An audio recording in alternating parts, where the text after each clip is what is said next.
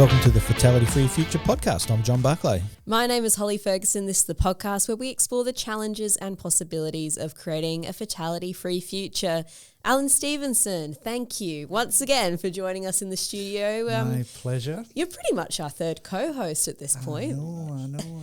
You might have trouble shutting me up. I think that's the problem. No, we like that. That's why we've invited you back here today, Good. because we know you've got a lot to say about our topic, which is TRIFR, Total Recordable Injury Frequency Rate. It's something we hear a lot about in this world, and we want to dive into it today because it's not all it seems. No, and I think, for all our listeners out there who work in the profession, understand all the different terms that are used to measure safety outcomes, I guess, and that's, TRIFR is the most common one people refer to, which is a sort of a combination of different levels of injury. So there's TRIFR, there's LTI, lost time injury, medical treatment, FAI, first aid injuries, and then your near misses. So they're all the outcome-based measures, or in the industry talk about them as lagging indicators. They're an output. They're lagging in that they are the result of something that's already happened. So it refers to a historical event, and that's the challenge. Yeah, and I think that's why most organisations gravitate to it as a common measure, because they're measuring outcomes or outputs, and there's a level of accuracy that is assumed in that, because if there's outcomes, you're measuring outcomes, then there's a level of accuracy with that, and therefore then there's a perception of less interpretation from it. It's a quantitative measure that people feel really comfortable and confident with. And all organisations' boards tend to have TRIFR as a key part. Yeah. The regulator generally checks in on people's TRIFR rates. I know even in the media, organisations are referred to around what's happening with their TRIFR rates. And if you look at most businesses' performance papers that go out as well, would generally, in their safety side of things, would generally have TRIFR in there as a way of talking about how their safety's going. And annual reports are, it's a number it's referred to, and it's not just Australia, right? So it's Europe, it's America. They have a version of it, but it's pretty much the same thing. It's an indicator of things that have happened. And fatalities are usually included in that number as well. So I've been exposed to it for many years now. And one of the organisations I used to work for a long time ago, they made the decision back in the day to stop recording lost time injuries.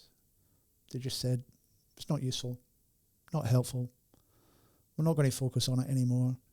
We will record it, but that's only because we have to report it to OSHA in the US or HSE in the UK or wherever it is. So they still recorded it, but they didn't pay attention to it. They didn't make a big deal of it. And that had quite an effect on the organisation. You could almost see people let out this big sigh of relief.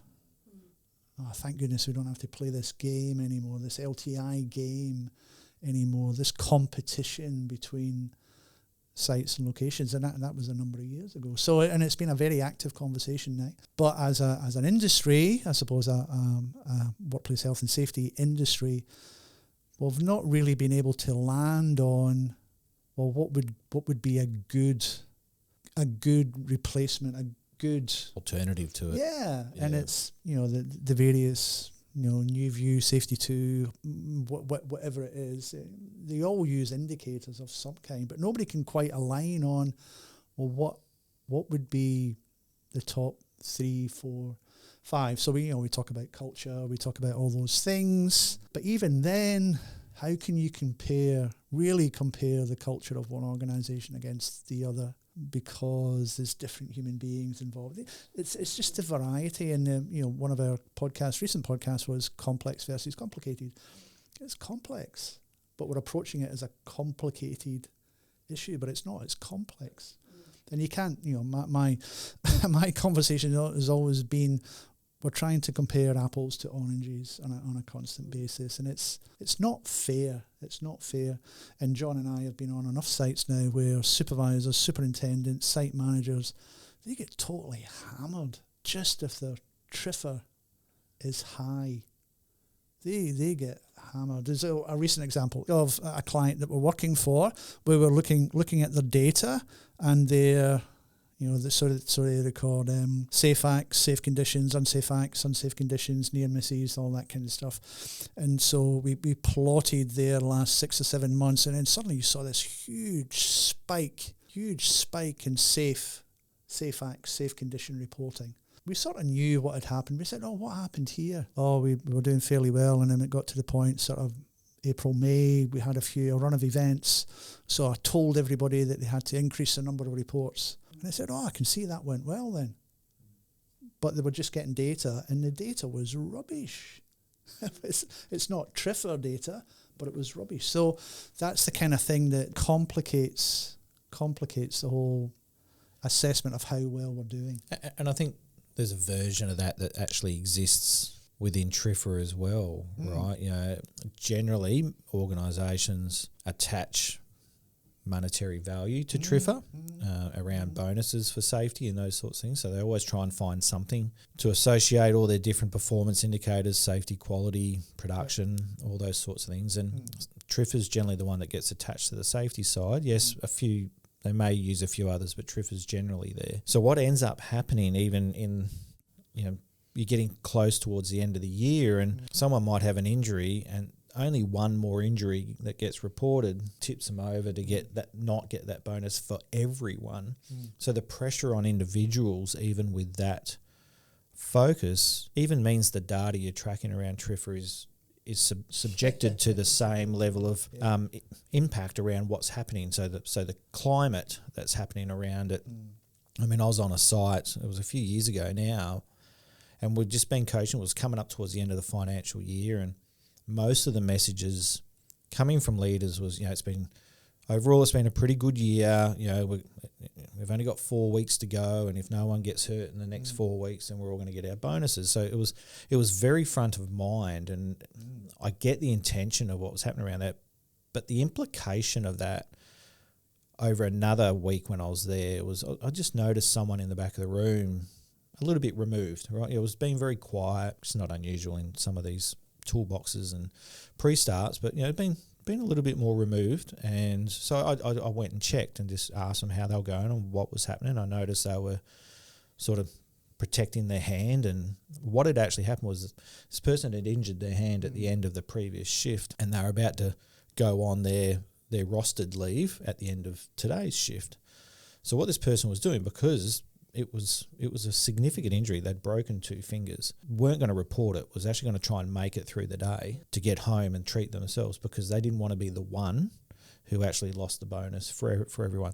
So while a lot of organisations hang their head on TRIFR being a reasonably accurate performance measure, it's not, and then you've got the other side of that of, well, if we manage the injury and the type of treatment the person gets, it may fall out of that TRIFR reporting. So I just think, this is the real challenge here. What we measure gets managed per se, but also it does get manipulated. People, it does get impacted by lots of different things that are going on. We'll come back to that point in a moment about how sometimes we can change what TRIFR actually measures and it gets a bit muddy. I want to step back a little bit and ask you both why you think it was actually introduced in the first place. What was the intent of it? We've kind of heard about how it's sort of sitting now for people and maybe it's not the most effective measurement, but why do you think it was actually introduced? Because we've got government bodies that actually want us to report on TRIFR. Yeah. It's been around for about 50 years, Holly, and it's a relatively simple metric to produce, because you just count up the number of recordable injuries that you've had, then you have the number of man hours over a particular period of time, and then you normalise it depending on the jurisdiction that you're in by 1 million man hours, 100,000 man hours, 200,000 man hours. So it's a pretty simple formula to produce. There's been many studies over the last 10, 15 years to say, well, it's not actually statistically reliable. Yeah, I was going to ask, what is the research actually saying? You've got a couple of bits here with us today. Yeah. So there's one, and it's been done in the US, it's been done here, and just reading it here, there's no discernible association between total recordable incident rate and fatalities. Almost entirely random. These events are random in nature, and it's not precise. So it's not, and some organizations report it to 1 or 2 decimal places, and it's absolute madness. Just before I came in, there's a well-known podcast here in Australia called the Safety of Work. 2 very knowledgeable scholars around the whole thing, Drew Ray and Dave Provin, and they did an episode back in 2020. Looking at research papers. They look at research papers that have been published on it, and it came up with same deduction. So the dependency on it, I get, because there's a pull from insurance companies, regulators, even for contractors bidding for work. They'll be asked, well, what's your TRIFR rate? So you have to do that. And sometimes an organisation will not be awarded work because their TRIFR's too high, without understanding the story behind it. So if you're a small organisation, 20 people, you need 1 recordable event and your TRIFR's through the roof. So it's not, unless you understand the story behind it and the numbers, then it's not fair. It's not a fair way to assess an organisation's capability or capacity to do the job that you want them to do. So that's the potted history. As say 50 years old, and it's really difficult for organisations, boards, whoever it is, to give it up. So we give that up. So what are you going to give us to replace it? Oh yeah, there's all this other stuff, culture. Oh yeah, okay. So what's the metric? What's the formula? How can we then benchmark? Benchmark's a big thing, right? People always want to be benchmarked, and so it's a bit messy. And I think that's the other reason why TRIFR has become quite normalised, is that because of that formula, just the number of recordable events to a certain number of man hours, was trying to compare like for like. So how are you performing compared to others? But again, on the outer extremes of those, very small number of people versus lots and lots and lots of people, that frequency rate is impacted significantly. So even trying to use a formula that tried to compare like for like still didn't quite work for the outliers. It worked for the majority, comparing like for like. But again, people then started to work out, if we change the treatment type, we can get it to fall out of that. So it started to impact that as well. But I also think it goes to quite a few of the conversations we've had in other podcasts around all the SIF research over the last 20 years has proven the Heinrich and Bird triangle to be not predictive. And I think this is where TRIFR became such a perceived important measure, is, if you're increasing these high frequency, low consequence events, then you're actually going to run the risk of having serious injury and fatality. So there was an assumption that TRIFR was a bit of a leading indicator as well to SIF. Well, it's not, and all the research is showing it is random, it is not predictive, and it's a lagging indicator that's unpredictable. So it's not a helpful measure. Yeah, again, a recent conversation we had with a client, John, was they were really pleased. They said, it's just gone about 12 months without a recordable event, and then suddenly we had 2 or 3 on the trot, and I've checked in with them since, and I've had a few more, and they were really surprised because, hey, their TRIFR was looking good, 12 months, but they didn't really understand what the input was. What were you doing, and was it random? Was it luck? Have we been lucky? But also the recognition that even during that 12-month period, their operation was fluctuating. Right, the places they were working on, the number of people they had going in. So they have call-off contracts where small crews go in for 2 or 3 weeks and do work, but they have residential crews that are there all the time. So they get familiar with the systems and how things are working. And so you have to understand the dynamics of the organisation as well. What the measure is, what the predictor is, I'm not sure. But you have to focus on, well, what's feeding, what's the input? So again, we talk about culture, climate, all of those things. You need to have an understanding. And the simple thing that I talk to people about, if you want to know what's going on, go and ask the people doing the job. Just go and ask them. How are things going around here? And I've done that a few times. Oh, you've gone a few months now without any injuries. Why is that? What do you think's happening? They won't tell you, well, we've got great procedures or systems or anything. They won't say any of that. They'll just go, oh, supervision's great. They come and check up on us. They help us. They make sure we've got what we need to get the job done and all that kind of stuff. But how do you record that? How do you measure that? It's a sense. It's a conversation. And I think that's still a big missing part for organisations to let go of the safety net of TRIFR. Is how do you start to embrace a lot more of the subjective nature of what's working and what's not. I mean, even on site recently, they were talking about how they'd gone like 90 odd days injury free, incident free, and they were about to move on. And that was my stand. I say, but hey, before you move on, I'm just keen to hear from everyone. Why do you think?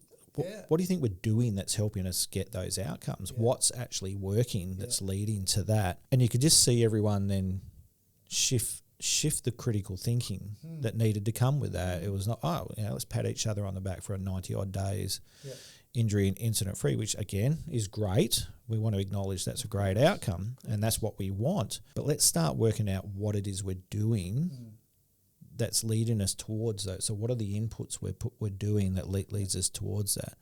Because I mean, most people in the industry are probably familiar with the whole Deepwater Horizon situation, right? Where they were celebrating, 7 years? 7 years. 7 years lost time injury.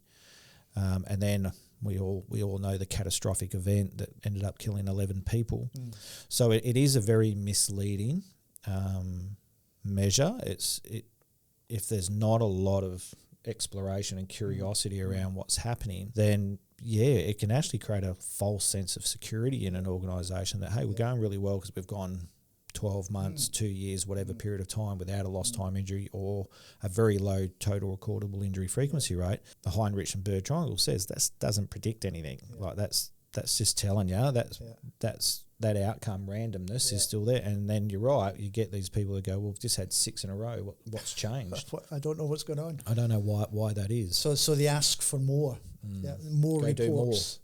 Do more. Let's do more. Before I left, the superintendent, he was getting quite a bit of heat about the TRIFR rate, and he was really taking it personal. And he said, Alan, I have to come up with a plan for next year. And I said, okay, but tell me what's on your plan. And it was just really more of the same, more critical control, verifications, more this, more that, more the next thing. And I said, do you know what? Why don't you spend a little bit of time? You know the guys on the front line. Why didn't you just spend a little bit of time? What are you interested in? Go and ask them what the strategy could be so that people stop hurting themselves and each other. And he went, maybe I could. I said, you might hear something that you haven't thought about, but just you doing more of the same and other people doing more of the same isn't necessarily going to give you the output that you want. So you have to create. This has to be created. It doesn't just happen. And it's not about systems. It's not about making sure people have read the procedures and acknowledged and all the usual stuff. And I said, you might realise that you have to stop doing some stuff because it's just not adding any value. But it's this fascination with the output being TRIFR as some kind of reliable indicator that we're safe. Yeah, I can remember one conversation around the TRIFR rate going up and there was you could sense the frustration in the senior leadership and they just said, we need more, you need to be in the field more. And I just paused for a minute. I said, well, we can all go out in the field and make this problem worse. So what is it you actually want people to do? We can send leaders to be out in the field all day, every day, but may not be fixing any of the precursors that are associated with what causes these events. It may even make it worse because people are on edge. People are feeling like, that they have to second guess themselves because someone's watching me all the time. So it can be a real trap that we can fall into. Well, let's go do more things and that'll help solve the problem, which very rarely it does. Yeah. And it might mask it early as well. Like say you see a big spike and you go, what happened there? Yeah. We just went and did more stuff. And it's like, okay, well, that's all right. And then we drop off. And we talk about that as, the constant roller coaster ride that you go through. Low total recordable injury frequency rate, so we can back off a bit and focus on some other things. And then it all goes up again. And now we go focus on it again. It's just random. And I think that's why people find it frustrating. John, before you mentioned that sometimes the treatment of an injury can take it into that, is it going to be recorded as part of this TRIFR rate or is it not? Why is there such a difference between, I guess this is on an organisational level and how they define it. Why don't we have it set in stone that if you're getting this treatment, it's recorded? Well, I think half the challenge is organisations are trying to set it in stone. They're being very deliberate around the difference between just getting something taped up versus something stitched versus, I'm not using the proper terms here because I'm no medic, but, it's using the glue that they use. There's different determinations of how you treat a wound, for example. And therefore then, if it's just, strips, not stitches, then it might drop it into a first aid treatment. And some organisations don't have first aid treatments in their total recordable injury frequency rate. So it becomes a bit of a reward process to do those things. Same again, if you get given a medication that's on a script, then that drives you into medical treatment. But if you get over the counter, then it's not. So there's little nuance, and every organisation generally follows some standard codes of practice and guidelines around those things. But they do make some specific determinations themselves. They obviously then work closely with medical providers as well to try and set some standards around how their doctors are going to treat people when they come and see them. So that, and it's all done from an organisational try and keep the treatment what the person needs without it blowing out the organisational cost factor that comes with this. It's all done with genuine intent, but unfortunately you now add the pressure of we've got to drive our total recordable injury, and if I'm a safety person, I don't really know what else I can be doing. No. So when an incident happens, I'll quickly try and contain it. I'll try and do what I can to contain the severity, and that might drop it out. And therefore, then I'm doing my bit. I'm doing my bit to help. And I just think that's the challenge. But I've had a few probably in the last 6 to 8 months on site, and they were mostly finger injuries, little crush injuries, pinched, skin was split open on the finger. And they usually got on-site medics who'll do the initial treatment, and then they'll go, we want to make sure there's no fracture or anything, so you need to go to the local hospital, get an x-ray, see a physician, a doctor. And then sometimes when that happens, the medic on site will go, I think we can just bandage it up, tape it up, steri strips, glue, whatever it is. But then they go to the hospital, x-ray, no fracture, I think I'll put a couple of stitches in there. Even one suture changes it from first aid to medical treatment.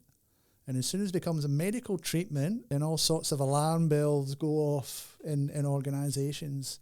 And I've had, clients say, to me, do you think you needed to do a couple of stitches? And I went, you know what? That's what the doctor deemed to be the best treatment for this person and their wound. So people became fascinated with, we need to keep it as low as possible and all this kind of stuff. And I'm going, does it matter? Does it matter, really? Was the potential for that person to lose a finger or hand or be permanently injured? That's what I'm interested in. Yeah, I'm interested in what it could have been. Yeah. Right. Yeah, you're right. So what is it? Have they received the appropriate treatment? How is that person? Are they okay? And then you can have the other conversations. But let the person get the treatment that is deemed appropriate by the right person rather than quibbling over, is it a restricted work case? Is it medical treatment? Is it... Did it have the potential to be more serious? And again, I have those conversations with supervisors, more with foremen and superintendents and managers. You've got limited capacity. You've got limited time in the day. There's people below you who will look after the rolled ankles and all the rest of it. But you need to be looking for and being aware of these events that have a serious injury or fatality outcome. If I was you, that's what I would be doing. And I think that's the biggest work we've been trying to do with senior leadership is to start shaping up what they should be looking at to let them know how things are going, how things are performing, to try and slowly let go of TRIFR being the indicator, actually start building the confidence around other measures that people then stop just using the TRIFR as the be-all and end-all. Well, that's a great segue into kind of my last question and how I'd like to wrap up. So we know TRIFR is probably not going to go anywhere anytime soon. And I don't think it should, Holly. I don't think it should, right? So we're not saying stop. Stop looking at TRIFR. But stop depending on it. Stop exactly. So if we're looking at a safety dashboard, if TRIFR is not the centerpiece of that, what else are we looking at? What other things can we include?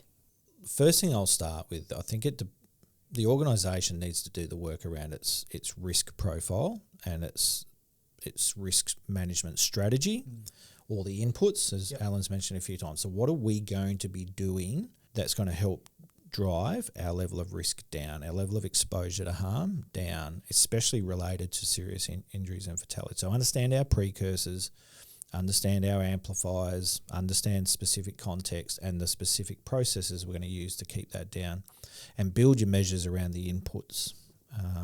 So I now want to be giving people the caution around inputs aren't just the number of activities that we're doing. So it's just not the number of inspections.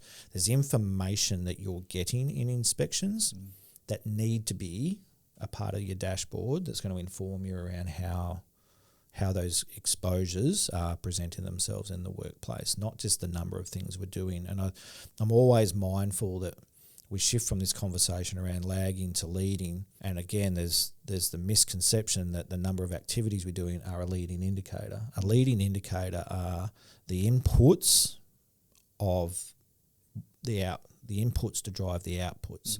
So it needs to be related to what's driving the exposure down. So common things would be your critical control verification, right? So that's a common one, but it's not the number of them. It's what are our critical control verifications telling us. Workplace inspections, what's that telling us in regards to the way where our workplace conditions are. So all these things are more about the observations and the assessments being made, not just the activities we're doing. And I think it's balanced. So it's the quantity, whatever that is, balanced with the quality of those inspections, the quality of those critical control verifications. There has to be quality involved in whatever information you're gathering. And then you have to have the space and ability to make some meaning of the data. So what's the data telling us? So there's an element of interpretation around it so that you can get some consistency.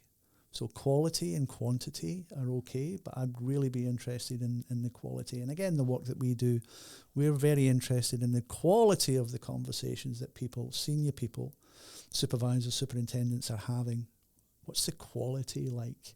What's the quality of your critical control checks, verifications, whatever it is? What are they like? Are you really getting to the crux of the issue?